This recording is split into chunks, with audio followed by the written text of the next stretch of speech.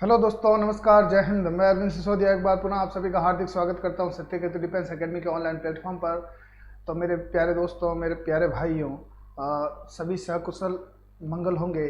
और अब आज से हमारा जो सीरीज चल रही है वो टेस्ट सीरीज का पेपर होगा 9वें नंबर का, और 9वें नंबर का टेस्ट का सॉल्यूशन हम ले रहे हैं। इस टेस्ट सॉल्यूशन में हमें क्या करना होगा, प्रश्न पढ़ना होगा, ऑप्शन देखने होंगे और उस ऑप्शन का करेक्ट ऑप्शन हमें चूज करना होगा, करेक्ट आंसर चूज करना होगा। जल्दी से लाइव क्लास को ज्वाइन करें, शेयर करें, कमेंट करें, कमेंट बॉक्स में अवश्य रूप से जय हिंद लिखें। आ जाइए दोस्तों, देखते हैं जल्दी से प्रश्न क्या है और उसका उत्तर उचित क्या होगा। चलिए पहले प्रश्न की ओर बढ़ते हैं दोस्तों। उपराष्ट्रपति को शपथ कौन दिलाता है? ठीक है, तो उपराष्ट्रपति को शपथ कौन दिलाता है भैया? राष्ट्रपति दिलाएगा, सर्वोच्च न्यायालय का मुख्य न्यायाधीश दिलाएगा, प्रधानमंत्री दिलाएगा, या कोई नहीं दिलाएगा, या वो खुद ही ले लेगा? तो जल्दी से लाइव क्लास को ज्वाइन करें, शेयर करें इसे थोड़ा सा, और प्रश्न का उत्तर दें। सौरभ नेगी, ठीक है, जुड़ चुके। जय हिंद। उपराष्ट्रपति को शपथ कौन दिलाएगा? तो उपराष्ट्रपति को शपथ दिलाएगा राष्ट्रपति, और राष्ट्रपति को शपथ कौन दिलाएगा? तो उपराष्ट्रपति। उपराष्ट्रपति को राष्ट्रपति और राष्ट्रपति को उपराष्ट्रपति शपथ दिलाएगा। अब सर्वोच्च न्यायालय के मुख्य न्यायाधीश को शपथ कौन दिलाएगा? तो भैया ये भी आपके राष्ट्रपति ही दिलाएंगे। कौन दिलाएंगे भैया? सर्वोच्च न्यायालय के मुख्य न्यायाधीश, सर्वोच्च न्यायालय हो या हाई कोर्ट हो, यानी कि दिल्ली का सुप्रीम कोर्ट हो या प्रत्येक राज्यों के हाई कोर्ट हो, सभी के मुख्य न्यायाधीश की शपथ कौन दिलाएगा? राष्ट्रपति। प्रधानमंत्री को शपथ भी राष्ट्रपति ही दिलाएगा, और प्रधानमंत्री के कैबिनेट को सदस्यों को भी राष्ट्रपति ही शपथ दिलाएगा। कौन दिलाएगा? सभी जगह राष्ट्रपति दिलाएंगे। ठीक है, तो ये हमारा करेक्ट आंसर होगा। करेक्ट आंसर हमारा 1 हो गया। सवाल देखिएगा दूसरा। राष्ट्रपति को हटाने का प्रस्ताव किस सदन में लाया जाता है या प्रस्तुत किया जाता है? ठीक है, राष्ट्रपति को हटाने की प्रक्रिया महाभियोग प्रक्रिया, महाभियोग प्रक्रिया किस सदन में लाई जाती है, यह प्रश्न पूछा है। तो जल्दी से कमेंट कर दीजिए दोस्तों। लोकसभा में, राज्यसभा में, किसी भी सदन में, या किसी में भी नहीं। जल्दी से कमेंट कीजिए। ये आंसर दिया था सभी ने, वेरी गुड। आरू चौधरी, सौरभ नेगी, किशन सिंह, MS चौधरी चौटन, जय हिंद दोस्तों। दूसरे में सी आया, किसी भी सदन में, यानी कि लोकसभा में भी ला सकते हैं और राज्यसभा में भी ला सकते हैं। ठीक है, चलिए दूसरे में आंसर आप सभी का सी आ रहा है, और सी बिल्कुल करेक्ट आंसर होगा, कोई समस्या नहीं है यहाँ पर। बिल्कुल सही आंसर दिया आपने। आंसर क्या होगा? किसी भी सदन में, यानी कि आपके लोकसभा में भी हम ला सकते हैं, राज्यसभा में भी हम ला सकते हैं। राष्ट्रपति को हटाने का प्रस्ताव लाया जा सकता है। ठीक है, महाभियोग की प्रक्रिया। चलिए अगला सवाल देखिए, तीसरा।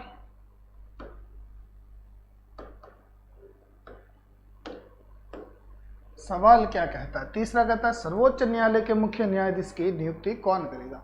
अब भैया जो सर्वोच्च न्यायालय के मुख्य न्यायाधीश की नियुक्ति कौन करेगा, यानी कि शपथ कौन दिलाएगा, ये प्रश्न है। और हमने पहले प्रश्न में ही पढ़ लिया कि सर्वोच्च न्यायालय के मुख्य न्यायाधीश उपराष्ट्रपति, प्रधानमंत्री और प्रधानमंत्री की कैबिनेट की जो सदस्य है, कैबिनेट के जो सदस्यगण हैं, उन सभी का दोस्तों कौन करवाएगा, शपथ कौन दिलवाएगा या नियुक्ति कौन करवाएगा? तो राष्ट्रपति करवाएगा। तो आंसर नंबर हमारा इसमें सी करेक्ट हो जाएगा। ठीक है, वेरी गुड। तीसरे में सी दिया, बिल्कुल करेक्ट आंसर दिया है भैया, तीसरे में सी है आंसर। चलिए आप एक उत्तर बताइए। लोकसभा अध्यक्ष की नियुक्ति कौन करवाता है, या लोकसभा अध्यक्ष की शपथ कौन दिलवाता है? फटाफट कमेंट कर दीजिए। अगला सवाल है चौथा। अर्जुन पुरस्कार दिया जाता है।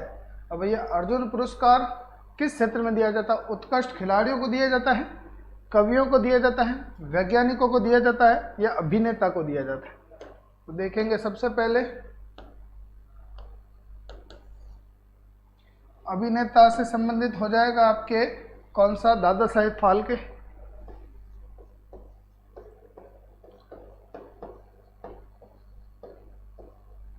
दादा साहेब फाल्के वाला पुरस्कार हो जाएगा, या हो जाएगा आपके कौन सा?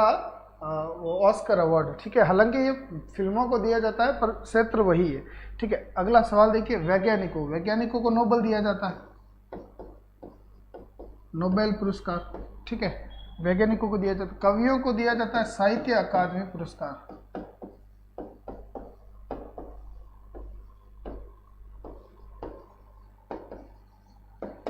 और उत्कृष्ट खिलाड़ियों को आपके अर्जुन पुरस्कार दिया जाता है। कौन सा दिया जाता है भैया? अर्जुन पुरस्कार। ठीक है, तो ये हमारा करेक्ट आंसर होगा option number A. Very good. देखते हैं आप सभी का आंसर। क्या आंसर कमेंट किया होगा आपने? ए दिया है लगभग। एम एस चौधरी चौटन, आरू चौधरी और नरेंद्र सिंह भाटी, राकेश सिंह, सौरभ नेगी। Very good. चलिए सवाल देखिए अगला, चौथा तो हो गया। पांचवा देखिए, संविधान में मूल कर्तव्य जोड़े गए थे। भैया संविधान में मूल कर्तव्य किसकी सिफारिश पर जोड़े गए थे? कौन सी कमेटी की सिफारिश पर जोड़े गए थे? ये हमें आंसर निकालना है। ठीक है, तो बलवंत राय मेहता की रिपोर्ट पर, अशोक मेहता की रिपोर्ट पर, स्वर्ण सिंह की रिपोर्ट पर, या इनमें से कोई नहीं। ठीक है, तो ये तीन समितियां आपके सामने। ठीक है, तो पहली देख लेते हैं बलवंत राय मेहता। बलवंत राय मेहता किससे संबंधित थी? तो सर जी हमारे बलवंत राय मेहता कमेटी जो थी वो थी पंचायती राज से संबंधित। किससे संबंधित थी? पंचायती राज। ठीक है, पंचायती राज से संबंधित थी। फिर आते हैं अशोक मेहता। तो अशोक मेहता भी आपके पंचायती राज व्यवस्था से ही संबंधित थी। इन्होंने त्रिस्तरीय प्रणाली बताई थी। ठीक है, त्रिस्तरीय। ठीक है, ग्राम स्तर, पहले सबसे पहले गांवों का स्तर, फिर तहसीलों का और फिर जिलों का, इस प्रकार से स्तर बताया था। ठीक है, तो मतलब पंचायती राज व्यवस्था में जो कमियां रही थी उन कमियों की पूर्ति की थी अशोक मेहता ने। ठीक है, तो ये भी आपके पंचायती राज से संबंधित है, पंचायती राज से संबंधित है। अगला है स्वर्ण सिंह की रिपोर्ट। स्वर्ण सिंह की रिपोर्ट हमारा करेक्ट आंसर हो जाएगा। स्वर्ण सिंह की रिपोर्ट हमारा क्या हो जाएगा भैया? करेक्ट आंसर हो जाएगा। संविधान में मूल कर्तव्य जोड़े गए थे सरदार स्वर्ण सिंह जी की रिपोर्ट पर। ठीक है, तो ऑप्शन नंबर हमारा सी करेक्ट होगा। चलिए अगला सवाल देखिएगा। 5 प्रश्नों के प्रश्न 6, सत्यमेव जयते लिया गया है। कहाँ से लिया गया? मुंडकोपनिषद से, ऋग्वेद से, सामवेद से, या नाट्य सूत्रा से? जल्दी से कमेंट कर दीजिएगा भैया। प्रश्न इजी है, पहली वाला छात्र भी आजकल तो जानते हैं।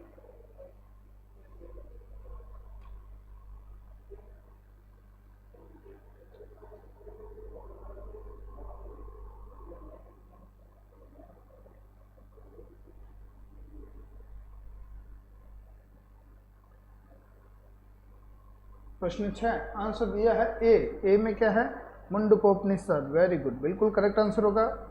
चलिए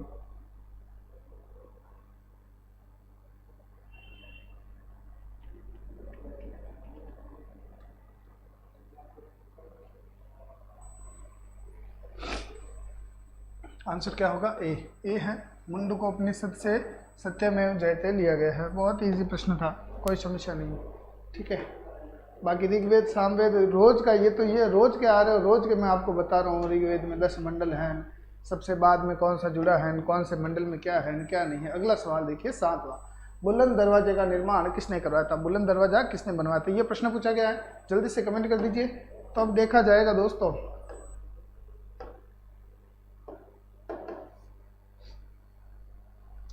शाहजहां ने क्या निर्माण करवाया? जामा मस्जिद। ठीक है, जामा मस्जिद, ताजमहल, मोती मस्जिद,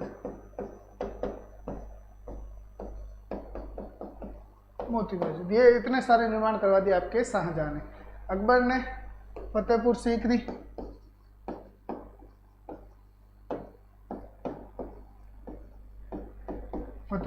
का निर्माण करवाया, बुलंद दरवाजे का निर्माण करवाया, और किसका निर्माण करवाया? आपके पंचमहल, जोधाबाई महल। ठीक है, दीवान खास। ठीक है, और आपके दीन इलाही धर्म की स्थापना की। बहुत सारी चीज़ें अकबर ने मतलब स्थापित की थी। ठीक है, तो ऑप्शन नंबर हमारा इसमें बी करेक्ट होगा। भोम सिंह ने क्या किया और शिव प्रताप सिंह ने क्या किया? ये किसी ने, इन दोनों ने कुछ नहीं किया, बैठे बैठे मजे किए। ठीक है, तो ऑप्शन नंबर हमारा बी करेक्ट। प्रश्न क्या पूछा है? प्रश्न पूछा है बुलंद दरवाजे का निर्माण। बुलंद दरवाजे का निर्माण गुजरात विजय के उपलक्ष्य में अकबर ने बनवाया था। किस विजय की? गुजरात विजय के उपलक्ष्य में अकबर ने क्या निर्माण करवाया? तो बुलंद दरवाजे का निर्माण करवाया था। ठीक है, और आगरा के किले के बाहर जयमल और फत्ता की गज पर चढ़ी हुई गजारूढ़ मूर्तियां भी लगवाई थी। ठीक है, अगला सवाल देखिए, सवाल संख्या है, प्रश्न संख्या है 8। मिजोरम की राजधानी कौन सी? अगरतला, आइजोल, इम्फाल या भुवनेश्वर? जल्दी से कमेंट कर दीजिए। मिजोरम की राजधानी,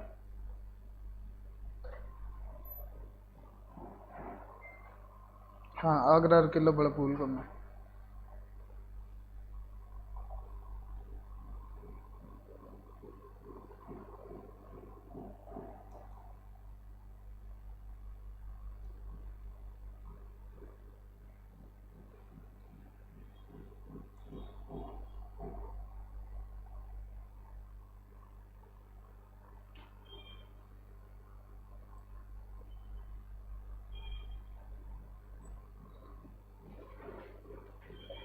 चलिए, आंसर आना 8वें बी, आरू चौधरी, एम एस चौधरी चौटन, सौरभ नेगी और राकेश सिंह। Very good. चलिए, तो सबसे पहले आएंगे अगरतला। अगरतला है आपके त्रिपुरा की राजधानी। कहाँ की है भैया? त्रिपुरा की राजधानी। आइजोल, आइजोल कहाँ की है? आइजोल है आपके मिजोरम की। कहाँ की है भैया? मिजोरम की। ठीक है, इम्फाल, इम्फाल है आपके मणिपुर की। कहाँ की है भैया? मणिपुर की। ठीक है, अगली आएगी आपके भुवनेश्वर। भुवनेश्वर कहाँ की है? ओडिशा की है। करेक्ट आंसर क्या होगा हमारा? आइजोल। मिजोरम की पूछिए, आइजोल हो जाएगा हमारा करेक्ट आंसर। बी आंसर आ रहा है सभी का? Very good. चलिए, सवाल देखिएगा दोस्तों, अगला प्रश्न संख्या 9। कंप्यूटर का आविष्कार किसने किया? अरे 36 सवाल आएगा। चलिए, कोई बात नहीं, आंसर कमेंट कीजिए। कंप्यूटर का आविष्कार किसने किया था? जल्दी से कमेंट कर दीजिए। राकेश सिंह, आरू चौधरी, संजीत फौजी, सौरभ नेगी, एम एस चौधरी चौहटन, किशन सिंह, नरेंद्र सिंह भाटी। प्रश्न संख्या 9, आंसर आ रहा है ए, चार्ल्स बेबेज। ठीक है, वेरी गुड, बिल्कुल करेक्ट आंसर होगा, कोई समस्या नहीं। तो कंप्यूटर का आविष्कार आपके किया था चार्ल्स बेबेज ने। ऑप्शन नंबर ए करेक्ट है। ठीक है, कोई समस्या नहीं है। सवाल देखिएगा अगला 10वां। ईस्ट इंडिया कंपनी की स्थापना कब हुई थी? 4 सन दी हुई है, 4 सन में से आप आंसर जल्दी से कमेंट कर दीजिए। ईस्ट इंडिया कंपनी की शुरुआत कब हुई थी? स्थापना कब हुई थी? सॉरी, शुरुआत क्या? भारत में स्थापना कब हुई थी? East India company, EIC। ठीक है, ईस्ट इंडिया कंपनी की भारत में स्थापना कब हुई थी? कीजिए भैया कमेंट। अच्छा सवाल है, इजी सवाल है। 10वें में ये आंसर आ गया। वेरी गुड, बिल्कुल correct. M S Chaudhary Chautan, Rakesh Singh, Saurabh Negi. ठीक है, 1600 ईस्वी में। वेरी गुड, बिल्कुल करेक्ट आंसर है, कोई समस्या नहीं है। तो 1600 ईस्वी में आपके ईस्ट इंडिया कंपनी की क्या हुई थी भैया? स्थापना हुई थी।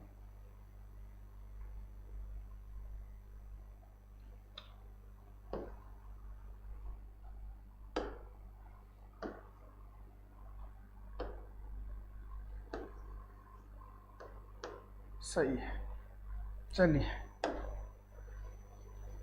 सवाल देखिए अगला, 11 नंबर सवाल। जल्दी हो गया सवाल, समय अभी बचा है हमारे पास 12-13 मिनट का। भारत का राष्ट्रीय संग्रहालय कहाँ पर स्थित है? अब कमेंट कीजिए आप आराम से।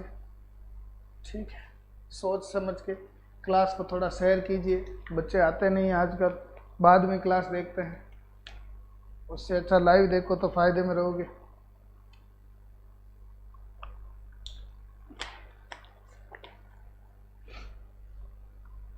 चेन्नई, बंगलोर, पटना या दिल्ली? जल्दी से कमेंट कर दीजिए। पहली फैक्ट्री सूरत में स्थापित। पहली फैक्ट्री सूरत में दोस्तों इन्होंने प्रारंभ जरूर की थी। ईस्ट इंडिया कंपनी ने पहली फैक्ट्री सूरत में प्रारंभ जरूर की थी, परंतु स्थापित वहाँ नहीं हो पाई थी। ठीक है, फिर वहाँ का कार्य रुकवा दिया गया था। उसके बाद इन्होंने मद्रास में अपनी पहली फैक्ट्री पूरी निर्माण करवा दिया था। उसके बाद वापस सूरत वाली बनाई थी। ठीक है, 1608 में।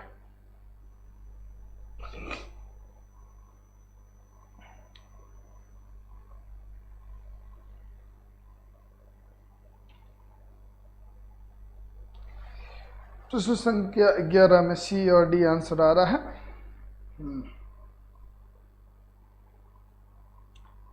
लगभग डी ज़्यादा दे रहे हैं आंसर। डी में क्या है? दिल्ली है। और कमेंट कीजिए, थोड़ा और कमेंट कीजिए।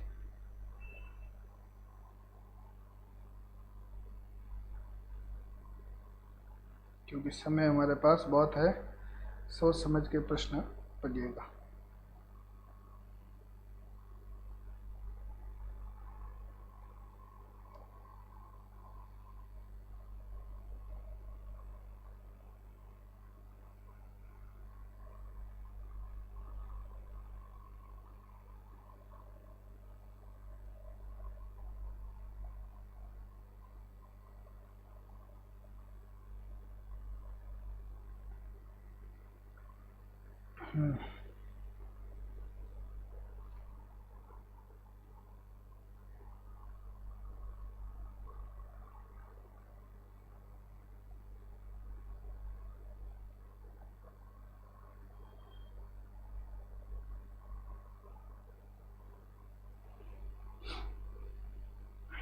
ठीक है, दिल्ली आंसर दे रहे हो आप सभी, करेक्ट है, कोई समस्या नहीं।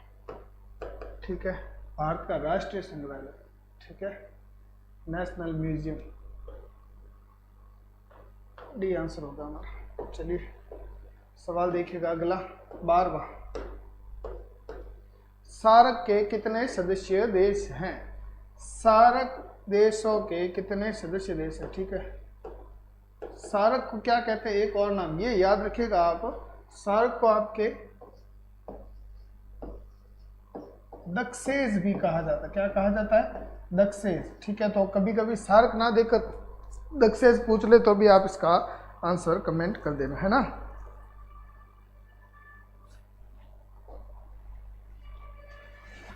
ठीक है, अब ट्रिक बता देता हूं एक आपको। ट्रिक क्या होगी सार्क देशों को याद करने की? बी आई सपना में, BBI सपना में, मैं अलग लिख दूंगा मैं, ठीक है। बी बांग्लादेश,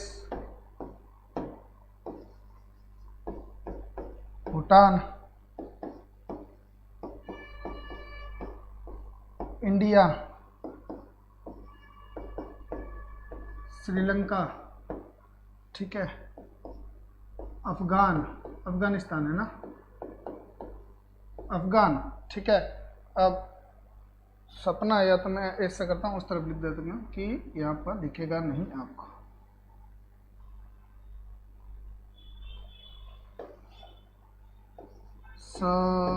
सपना 50 में, सपना में, ठीक है।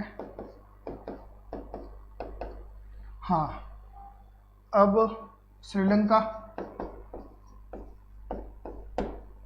अफगान, पाकिस्तान, नेपाल, ये ए साइलेंट है, ठीक है, ये ए साइलेंट है आपका। अब लास्ट बता दीजिए, लास्ट कौन सा बचा है? जल्दी से कमेंट कर दीजिए। प्रश्न क्या पूछा है? सार्क के कितने सदस्य देश है? तो 3 तय होगा, 4 3 हाथ ने 8 अपनो आंसर करेक्ट हो, ठीक है, 8 हमारा आंसर करेक्ट होगा। चलिए, मुख्यालय काठमांडू, नेपाल, वेरी गुड, बिल्कुल करेक्ट आंसर। लास्ट, मेरो कहीं बेटे मालदीव, ठीक है। तो भारत और भारत के पड़ोसी देश, इतना याद रखना आपको, ये सारे सार्क देशों में आते हैं, जिसे दक्षेस भी कहा जाता है, और मुख्यालय इसका काठमांडू है। कहाँ पर है? काठमांडू। ओके भैया, ये हो गया आपका करेक्ट आंसर। चलिए सवाल देखिए अगला, 13वां। कालाहारी मरुस्थल किस देश में स्थित है? किस महाद्वीप में लिखना चाहिए था, ठीक है, कमेंट कीजिए। दक्षिण अफ्रीका, चिली, भारत या सऊदी अरब?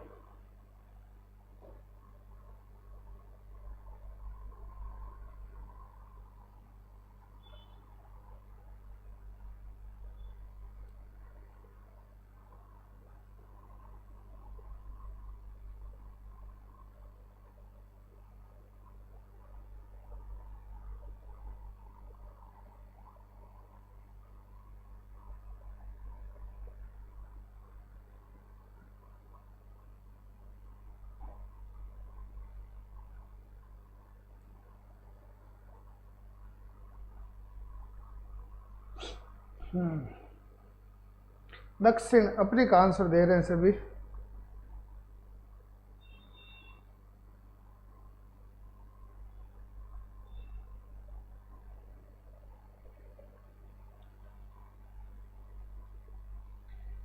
अजीब है, ये आंसर दे रहे हैं सभी। 13वां सवाल है दक्षिण अफ्रीका। दक्षिण अफ्रीका में देखा जाए कालाहारी मरुस्थल तो बोत्सवाना और आपके नामीबिया और दक्षिणी साउथ अफ्रीका तो हो ही गया, ठीक है। साउथ अफ्रीका में बोत्सवाना और नामीबिया में आपके क्या है भैया, ये मरुस्थल है। कौन सा है? कालाहारी। चिली में कौन सा है? चिली में है आपके अटाकामा मरुस्थल, ठीक है। दक्षिणी अमेरिका। भारत में है आपके थार मरुस्थल।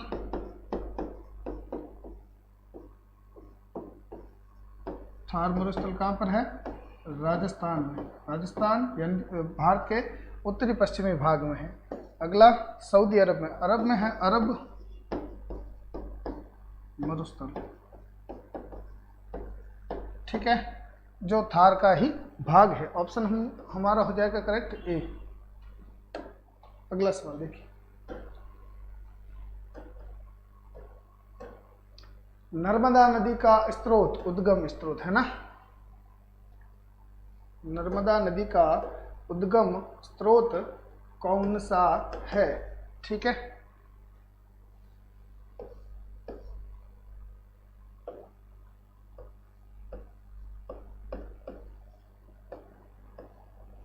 नर्मदा नदी का उद्गम स्रोत कौन सा है? जल्दी से कमेंट कर दीजिए।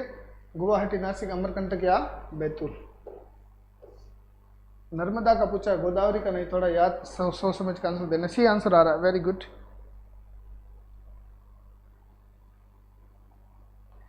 ओके, नर्मदा का पूछा है, सी आंसर आ रहा है और करेक्ट आंसर होगा, क्या होगा भैया? सी में है अमरकंटक।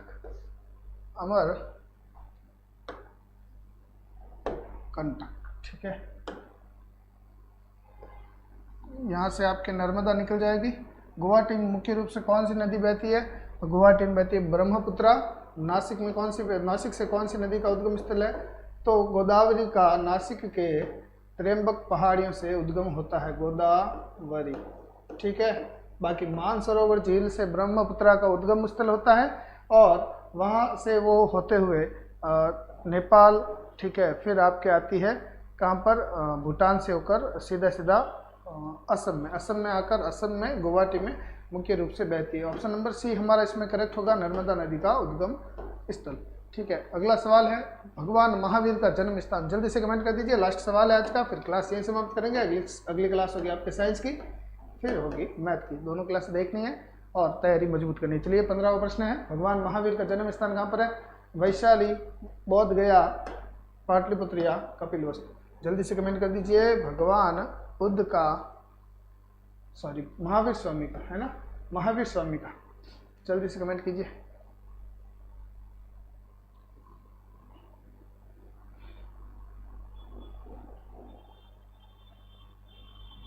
विक्की, कमल सिंह, देदू सर, रंजीत फौजी, राकेश सिंह, जितेंद्र सिंह, ठीक है। आंसर सभी का ए आ रहा है, वेरी गुड।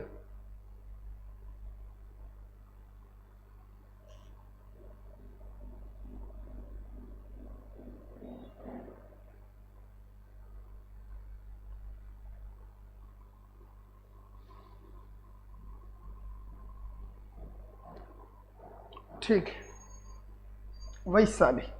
क्या आंसर आएगा भैया? वैशाली आपका आंसर करेक्ट होगा। वैशाली में क्या है भैया?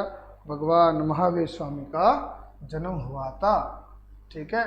महावीर स्वामी का मूल नाम बताना है आपको, कमेंट कर दीजिएगा, ठीक है दोस्तों। ये हो गया आपका 15वां सवाल, ये लीजिए, ठीक है दोस्तों। कल पुनः इसी से मैं आपसे मुलाकात करेंगे, तब तक के लिए धन्यवाद। जय हिंद और जय भारत।